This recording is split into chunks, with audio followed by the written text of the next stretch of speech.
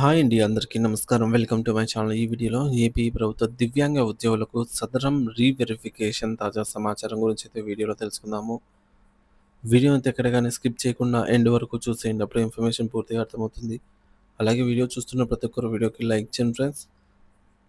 ఈ వీడియోని తోటి ఉద్యోగ అభ్యయించిన మిత్రులతో అయితే షేర్ చేయండి.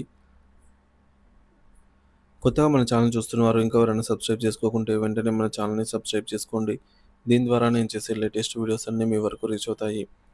ఇక ఆలస్యం చేయకుండా వివరాల్లోకి అయితే వెళ్ళిపోదాము. ఫ్రెండ్స్, ఇక విషయానికి వచ్చినట్లయితే ప్రభుత్వానికి ఒక విజ్ఞప్తి మరియు ఉద్యోగ అభ్యర్థుల అభ్యర్థుల ఆవేదన. ఆంధ్రప్రదేశ్లో ఉన్నత విద్యావంతులైన వేలాది మంది దివ్యాంగులు ఉద్యోగ అవకాశాలు లేక నిరుద్యోగంతో మగ్గిపోతూ ఉంటే, మరోవైపు నకిలీ ధృవీకరణ పత్రాలతో అనర్హులు ప్రభుత్వ కొలువులను కొల్లగొడుతున్నారనే ఆరోపణలు వెల్లువెత్తుతున్నాయి. ఎంబీఏ, ఎంటెక్, బీటెక్ వంటి ఉన్నత చదువులు చదివి నిజమైన దివ్యాంగులు అవకాశాల కోసం ఏళ్ల తరబడి ఎదురుచూస్తుంటే, స్వల్ప వైకల్యాలను సాకుగా చూపి లేదా పూర్తిగా నకిలీ సదరం సర్టిఫికేట్లు సృష్టించుకొని కొందరు ప్రభుత్వ ఉద్యోగాల్లో స్థిరపడటం తీవ్ర ఆందోళన కలిగిస్తుంది. ప్రధాన సమస్యలు మరియు మా ఆవేదన. నకిలీ సర్టిఫికేట్ల భాగోతం.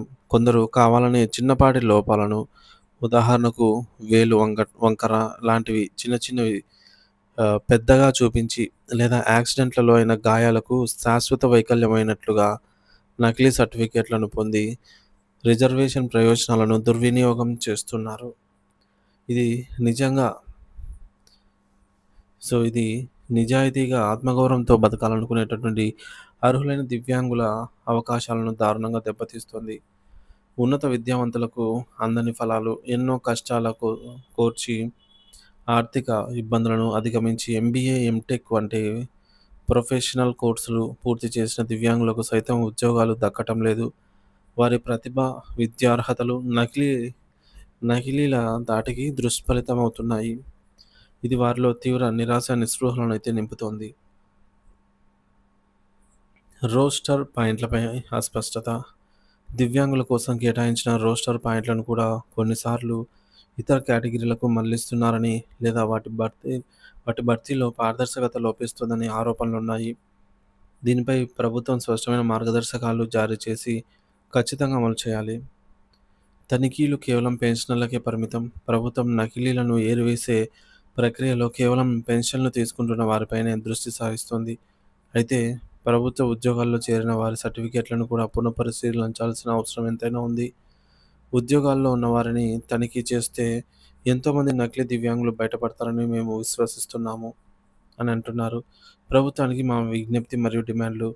నిజంగా నిజాయితీగా బతకాలనుకుంటున్న అర్హులైన దివ్యాంగులకు న్యాయం జరగాలంటే ప్రభుత్వం తక్షణమే ఈ క్రింది చర్యలు అయితే చేపట్టాలని అయితే కోరుతున్నారు. మొదటిది, ఉన్నత స్థాయి విచారణ కమిటీ ఏర్పాటు. ప్రభుత్వ ఉద్యోగాల్లో దివ్యాంగుల కోటాలో నియమితులైనటువంటి వారి సదరం సర్టిఫికేట్లన్నింటినీ పునఃపరిశీలించేందుకు ఒక ఉన్నత స్థాయి విచారణ కమిటీ ఏర్పాటు చేయాలి. వైద్య నిపుణులు, రెవెన్యూ మరియు విజిలెన్స్ అధికారులతో ఈ కమిటీని ఏర్పాటు చేసి రాష్ట్ర వ్యాప్తంగా సమగ్ర తనిఖీలు చేపట్టాలి. రెండవది, నకిలీలపై కఠిన చర్యలు. తనిఖీలలో నకిలీ సర్టిఫికేట్లతో ఉద్యోగాలు పొందినట్లుగా తేలిన వారిని తక్షణమే ఉద్యోగాల నుంచి తొలగించడమే కాకుండా వారిపై క్రిమినల్ కేసులు నమోదు చేసి కఠినంగా శిక్షించాలి.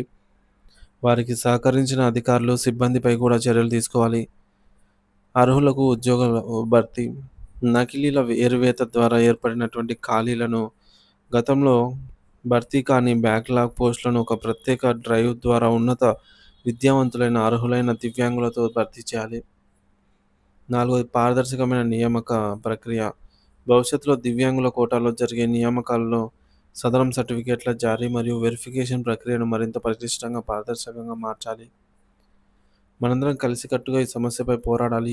ఈ అన్యాయాన్ని ప్రభుత్వం దృష్టికి బలంగా తీసుకెళ్లి అర్హులైన ప్రతి దివ్యాంగుడికి న్యాయం జరిగే వరకు మన ప్రయత్నాన్ని అయితే ఆపకూడదు.